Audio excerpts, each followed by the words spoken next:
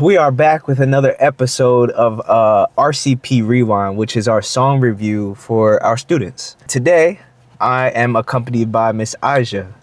What's up, y'all? So we're going to be reviewing River Rock Academy Lancaster campus, their song, as they prepared this week to shoot the music video for it. So super excited. This is not the first time either of us have listened to the song because we were making some like mixing notes that we were sending back to the engineer. Just things that we think should change. So we do have a couple different versions. So I'm going to play the latest version of the song and then we're going to review it. See how it goes.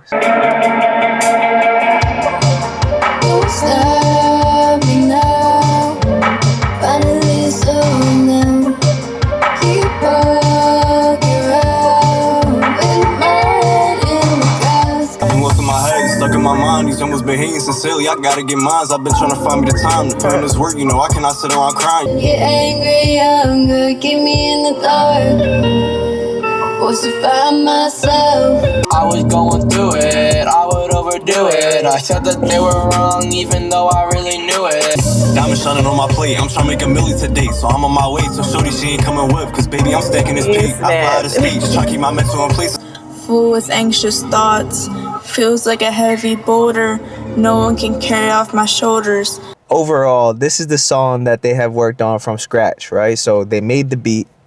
We worked on a rough draft in their classroom, and then we took that rough draft to Rock 10 Productions, and we recorded the vocals professionally, and then obviously had Byron mix it professionally.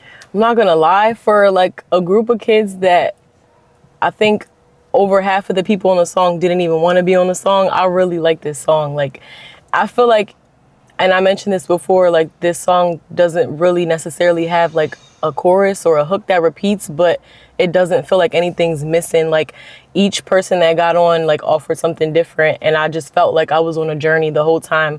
I'm excited for this music video. I don't know, like I know some of the ideas we were cooking up, but even being part of the process and like listening to the song, I feel like it's hard to review a song from like an outsider's perspective because like we've been in the experience, and like just hearing each kid's part and like knowing from like where they started to where they got, I'm just like, dang. And I'm excited for them to hear it too, hear themselves back, and just see what they think and how they feel about it.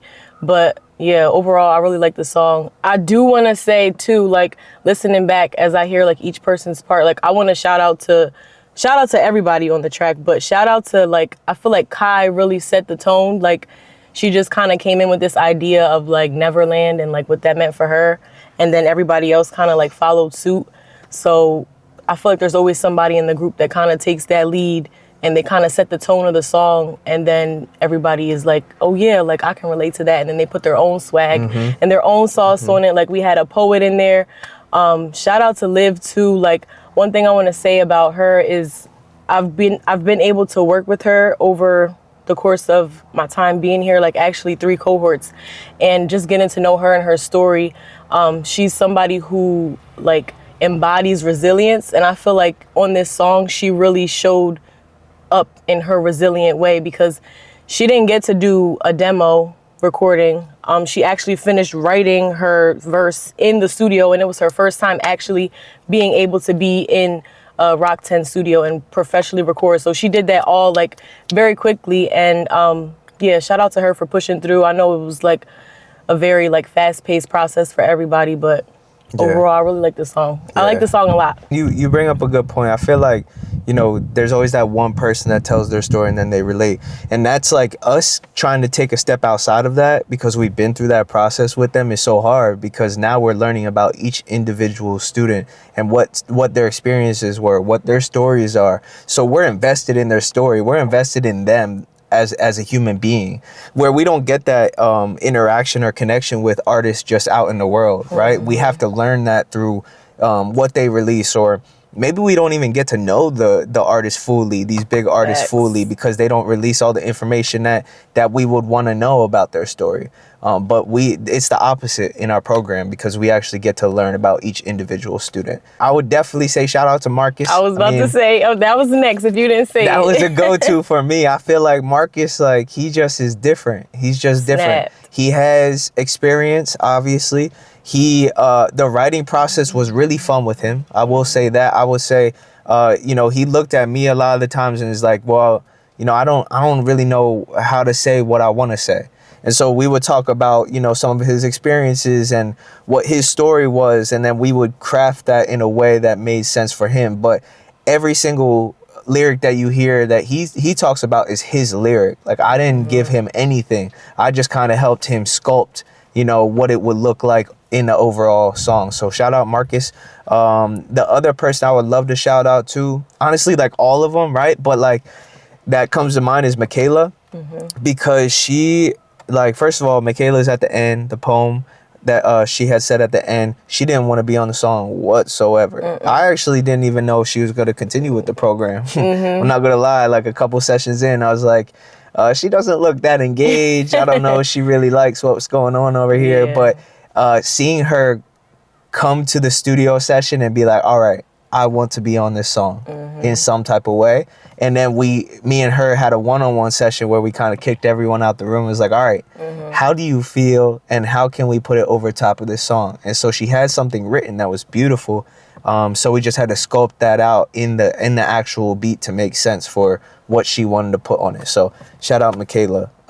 Yes. But every single person did incredible. For critical feedback, the number one thing across every cohort that we work with is trying to get the timing down. If you don't have prior experience, then you don't really understand the measures of music, right? And how to weave your vocals in as its own instrument into the other instruments that are there. So timing can always get better, but that also comes with experience, and it comes with more time in the studio. The time that you have allotted to you, which is like usually 2 to 3 hours with us, really isn't that much time. So being as efficient as possible to get every person on the record is a hard task. And then overall, like for the song itself, the beat was incredible. I think that at times the beat can go a little left and right, where it's like, I think it could just be tightened up a little bit.